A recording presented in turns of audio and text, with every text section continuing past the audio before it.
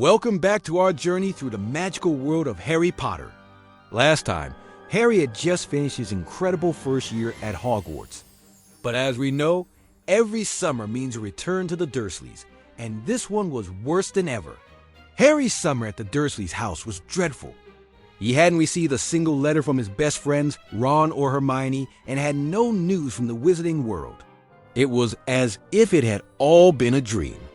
The Dursleys treated him with even more contempt than usual, locking his spell books away and pretending he didn't exist. One lonely night, while staring out his window, Harry whispered to himself, "I wish I were back at Hogwarts." Suddenly, a pair of huge green tennis ball-sized eyes blinked at him from the shadows of his room. Before Harry could even shout, a small, trembling creature with floppy ears appeared on his bed. Harry Potter must not go back to Hogwarts. The creature squeaked in a high-pitched voice.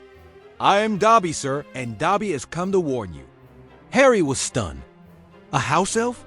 Here? What are you talking about?" he asked. Dobby's voice quivered with fear. "Terrible things will happen if Harry Potter returns to school. A dark plot is unfolding."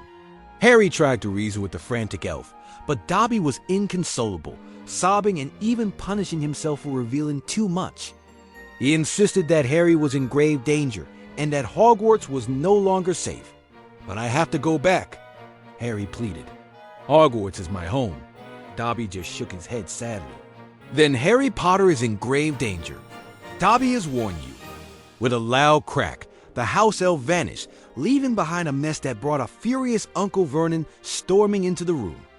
Harry's summer went from bad to worse as he was locked in his room with bars put on his window.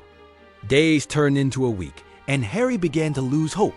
Would he ever get back to school? But one night, a soft tapping sound woke him. He looked out his barred window and couldn't believe his eyes.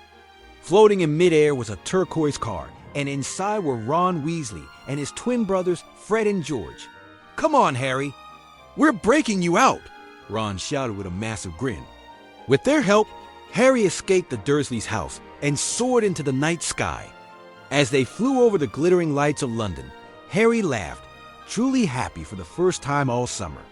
He was finally going home. Their destination was the Weasleys' house, the Burrow.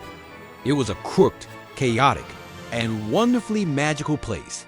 Mrs. Weasley was furious about the boys stealing the car, but her anger quickly melted away as she pulled Harry into a warm, motherly hug. For the first time, Harry experienced the warmth of a real family. He was soon joined by Hermione, who arrived through the magical Flu network, chattering excitedly about their new books and the famously handsome new defense against the dark arts teacher, Gilderoy Lockhart. But their troubles weren't over. When it was time to leave for Hogwarts, Harry and Ron found themselves stranded at King's Cross Station. The magical barrier to Platform 9 3/4 had sealed itself shut, and they watched in horror as the Hogwarts Express left without them. Panicked, Ron looked at his dad's flying car. "What do we do now?" he asked. Harry looked at the car, then at the sky. "We drive!" Their flight to Hogwarts was thrilling at first as they raced the Scarlet Steam engine through the clouds. But then, the car began to malfunction. They descended toward the castle grounds, only to crash land right into the branches of the violent whooping willow. The magical tree thrashed and battered the car, and they barely escaped with their lives. Bruised and humiliated, they stumbled out of the wreckage, only to be met by a furious Professor Snape. Despite the disastrous arrival, Harry was overjoyed to be back.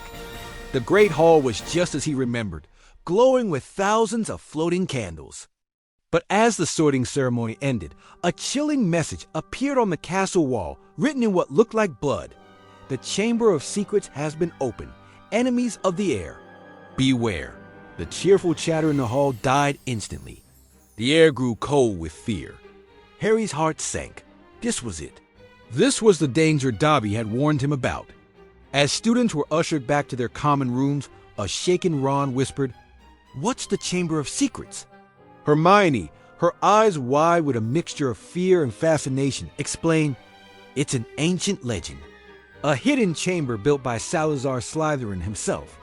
They say it houses a monster that only the true heir of Slytherin can control. Harry stared at the terrifying words on the wall, a shiver running down his spine. The mystery of his second year had just begun, and it was already far darker than he could have ever imagined. What monster lurks within the chamber? And who is the heir of Slytherin? Join us next time as the search for answers begins. Thanks for watching, and don't forget to subscribe for the next part of our magical adventure.